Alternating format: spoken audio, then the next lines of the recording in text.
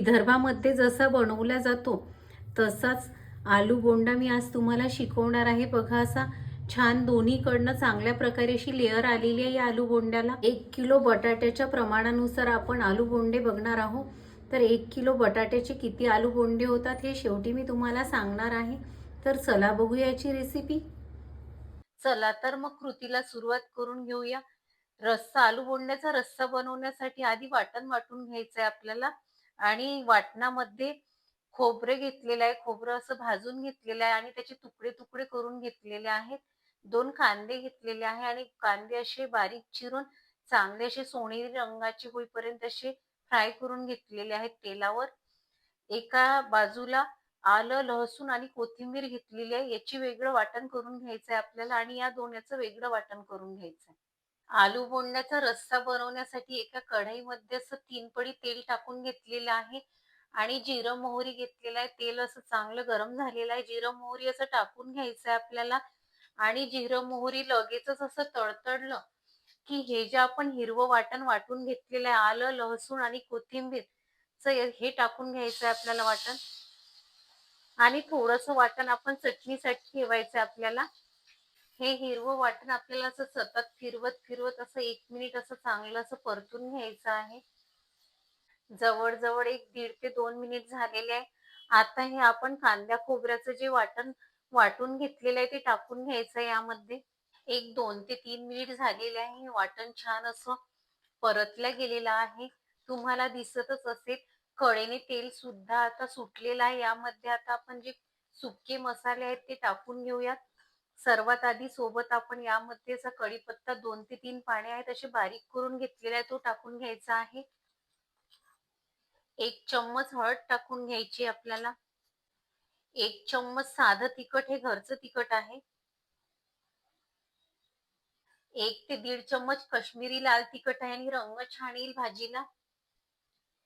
1 चम्मच हा सोले मसाला आहे, तो टाकायचा आहे। हा चण्याचा मसाला मिळतो स्पेशल, तो टाकून घ्यायचा आहे आणि स्वाद छान येते भाजीला। 1 चम्मच काळा मसाला आहे, तो टाकून घ्यायचा आहे। मसाले टाकल्यानंतर हे मिश्रण आपल्याला असं 1 मिनिट चांगलं असं परतून घ्यायचं आहे, जेणेकरून हे सर्व मसाले यामध्ये मिसळले गेले पाहिजे। मी रात्री चणे भिजवत घातले होते आणि सकाळी हे उकडून घेतलेले आहेत आणि हे टाकून घ्यायचे आपल्याला यामध्ये। उकडताना मी यामध्ये मीठाचा उपयोग केलेला आहे। गरम पाणी टाकून घ्यायचं आहे आपल्याला यामध्ये। गरम पाण्याने तर्री छान येते भाजीला। चवीनुसार मीठ टाकून घ्यायचं आहे। मी आधीच या चण्यांमध्ये असं मीठ टाकलेलं आहे। या रश्श्याला चांगली उकळी आलेली आहे। आता हे मोठे मोठे पीसेस केलेले 2 टोमॅटो आहेत, हे यामध्ये टाकून घ्यायचे आहे। विदर्भामध्ये आमच्याकडे ना हे टोमॅटो टाकल्या जातात या तरीमध्ये। जवळजवळ या रस्स्यामध्ये 3 ग्लास पाणी टाकून घेतलेलं आहे। आता आपल्याला एक झाकण ठेवून असं बारीक गॅसवर ना 2 ते 3 मिनिट हे शिजून घ्यायचं आहे। 2 ते 3 मिनिट झालेले आहे, गॅस बंद करून घेतलेला आहे। आता यामध्ये आपल्याला अशी कोथिंबीर टाकून घ्यायची आहे। जवळजवळ आपला हा रस्सा आहे हा तयार झालेला आहे। आता आपण बटाट्याच्या चटणीची तयारी करून घेऊया। आणि बघा याला रंग किती छान आलेला आहे आणि तरीही खूप छान अशी मस्त आलेली आहे। बटाट्याची भाजी किंवा चटणी बनवून घेण्यासाठी 1 किलो बटाटे उकडून घेतलेले आहेत आणि बटाटे असे अगदी जास्तही उकडून घ्यायचे नाही आहेत। असे बघा, असे असायला हवे बटाटे। जर अगदी तुम्ही जास्तच जर उकडून घेतले तर चांगले होणार नाही आलू बोंडे।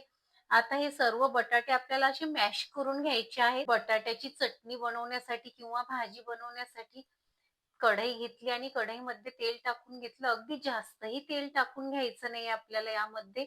आणि जिरं मोहरी घेतलेलं आहे, जिरं मोहरी टाकून घ्यायचंय आपल्याला। जिरं मोहरी लगेचच असं तडतडलं की हा 3 कांदे घेतलेले आहेत, 3 कांदे असे बारीक चिरून घेतलेले आहेत ते टाकून घ्यायचे आहेत। असे हलकेसे क्रश करून घेतलेले हे अख्खे धणे आहेत, हे यामध्ये असे टाकून घ्यायचे आहेत। आणि बडीशेप आहे ही 2 चम्मच आहे, ही सुद्धा टाकून घ्यायची आहे, याने चव खूप छान येते। कांद्याचा थोडासा रंग बदलल्यानंतर कढीपत्ता टाकून घ्यायचा आणि कढीपत्त्याच्या मागोमाग लगेचच आपण जे हिरवं वाटण वाटून घेतलं होतं ते टाकून घ्यायचं. 1 चम्मच आलं लसूण आणि कोथिंबीरची पेस्ट टाकलेली आहे. ही छान अशी परतून झाली की आता आपल्याला कोरडे मसाले यामध्ये टाकून घ्यायचे आहेत. हळद टाकून घ्यायची आहे 1 ते 1.5 चम्मच. जवळजवळ 2 चम्मच असं लाल तिखट टाकून घेतलेलं आहे. 1 चम्मच काळा मसाला. हे सर्व आपल्याला असं व्यवस्थित फिरून घ्यायचं आहे आणि सर्व छान असं मस्त फिरून झालं की जो बटाटा आपण मॅश करून घेतला होता तो टाकून घ्यायचा आहे आणि व्यवस्थित चांगल्या प्रकारे असं मस्त फिरून घ्यायचं आहे. चवीनुसार मीठ टाकायचं आहे. कोथिंबीर. ही भाजी आपल्याला चांगली अशी मिक्स करून घ्यायची आहे जेणेकरून यामधील मसाले सर्व चांगले असे या चटणीला असे मिक्स झाले पाहिजे. फक्त आपल्याला ही भाजी जास्त शिजून घ्यायची नाही, एक वाफ काढून घ्यायची आहे. या भाजीला एक वाफ आलेली आहे. आता ही भाजी आपण गार होण्यासाठी बाजूला ठेवून घेऊया. भाजी थंडी होत आहे तोवर इथे पॅन घेतलेला आहे आणि पॅनमध्ये आपल्याला 1 वाटी असं चणा डाळीचं पीठ घ्यायचं आहे आणि हे पीठ असंच आपल्याला तेल न टाकता असं मंद गॅसवर चांगलं असं खरपूस भाजून घ्यायचं आहे. या चणा डाळीच्या पिठामध्ये थोडंसं असं मीठ टाकून घ्यायचं आहे. हे चणा डाळीचं पीठ भाजत भाजत जवळजवळ 3 ते 4 मिनिट झालेले आहे. बघा चांगला असा रंगही बदललेला आहे आणि सुवासही खूप सुटलेला आहे या चणा डाळीचा भाजताना. आता हा गॅस बंद करून घ्यायचा आहे आपल्याला. जी आलूची भाजी आपण थंड व्हायला ठेवली होती त्यामध्ये हे चणा डाळीचं जे पीठ आहे हे टाकून घ्यायचं आहे आपल्याला. याने काय होते ना, चणा डाळीच्या पिठाने याला बाइंडिंग खूप छान येते आणि चवही खूप छान येते. जे हॉटेलमध्ये लोक बनवतात ना, हॉटेलवाले सुद्धा आलू बोंड्यामध्ये असं चणा डाळीचं पीठ भाजून असं टाकतात. त्याने आलू बोंडा खूप छान होतो, चवही खूप भारी लागते. हे कोणीही सांगत नाही, हे सिक्रेट. या सारणाचे बघा असे अलगतच मस्त असे गोळे बांधल्या जात आहेत. या सारणाचे सर्व असे गोळे आपण बांधून घेऊया. मी साधारण साईजचे असे गोळे बांधून घेत आहे. तुम्हाला हवं असेल लहान मोठे तुमच्या आवडीनुसार तुम्ही असे बोंडे वळून घ्यायचे. सारणाचे जवळजवळ 30 असे बोंडे पाडून तयार झालेले आहे. आता आपण बेसन भिजून घेऊयात. आता आलू बोंड्याची जी वरची कवर असते ना, ती वरची कवर चणा डाळीच्या बेसनाची असते. ते 3 वाटी मी जवळजवळ बेसन घेतलं आणि त्या बेसनामध्ये चवीनुसार मीठ, हिंग आणि हळद हे टाकून घ्यायचं आहे आपल्याला. सर्व साहित्य टाकल्यानंतर थोडं थोडं पाणी टाकून आपल्याला हे बॅटर असं भिजून घ्यायचं आहे. हे मिश्रण आपल्याला अगदी जाडसर किंवा अगदी पातळसर असं भिजून घ्यायचं नाही आहे, साधारण भिजून घ्यायचं आहे. कारण ही आलू बोंड्याची वरची जी लेअर असते ना कवर, तर ती जाडसर असते. आता हे भिजून झालेलं आहे. यामध्ये आता सोडा टाकून घ्यायचा आहे आपल्याला. थोडंसं असं पाणी टाकून घ्यायचं आणि त्या पाण्यामध्ये थोडासा सोडा टाकून घ्यायचा. अगदी चिमूटभरच सोडा टाकून घ्यायचा. जास्त जर सोडा टाकला तर चांगले बनतील नाही हे आलू बोंड्याचे लेयर्स.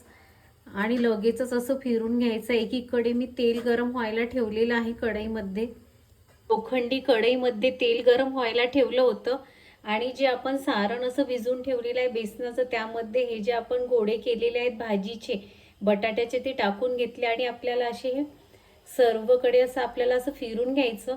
बघा हे बटाटे आहेत ना, या बटाट्याला ही अशी सर्व लेअर लावून घ्यायची बेसनाची, सर्व कोट करून घ्यायचं आणि तेल अगदी गरम करून घ्यायचं आणि टाकताना असा बटाटा टाकायचा आपल्याला. बघा तेल अगदी असं तापलेलं असायला हवं आणि टाकताना असं टाकून घ्यायचा. तुम्हाला जर बटाटा हाताने टाकता येत नसेल तर मी तुम्हाला चमच्याने कसा टाकायचा ते सुद्धा दाखवणार आहे. बघा असा मस्त असा आलू बोंडा तयार झालेला आहे आणि जास्तही आपल्याला असा तळून घ्यायचा नाही आलू बोंडा. थोडासा हलकासा याचा रंग असा बदलायला लागला की आपल्याला काढून घ्यायचा आहे. आलू बोंड्याचा हलकासा रंग बदललेला आहे. आता आपण बाजूला काढून घेऊयात आणि चमच्याने आलू बोंडे कसे टाकायचे मी ते आता सांगणार आहे तुम्हाला. आलू बोंड्यासोबत हिरवी मिरची खाल्ल्या जाते, तर हिरवी मिरची तळून घ्यायची आपल्याला. हाताने जर आलू बोंडे तुम्हाला टाकता येत नसेल तर चमच्याने सुद्धा टाकता येतात. बघा हे आलू बोंडे आहेत ना, हे सर्व मी याला असं कोट करून घेतलेलं आहे आणि असं चमच्याने असं अलगद उचलायचं आणि तेलामध्ये सोडायचं. याने पण छान असे आलू बोंडे बनून तयार होतात.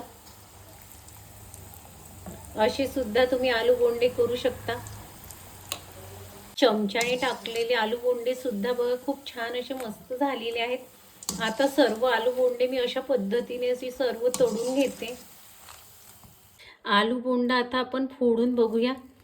बघा याची आजूबाजूची लेयर अशी किती छान अशी मस्त अशी जाडसर झालेली आहे आणि सुवासही खूप छान सुटलेला. आता आलू बोंडा कसा वाढून घ्यायचा ते आपण बघूया.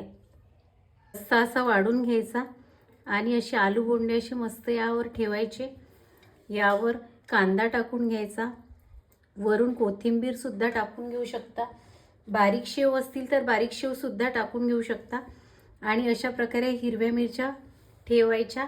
तुम्हाला माझी आलू बोंड्याची रेसिपी कशी वाटली हे कमेंट्समध्ये मला नक्की सांगा आणि तुम्हाला माझी रेसिपी जराही आवडली असेल तर तुमच्या मित्रांमध्ये शेअर करायला विसरू नका.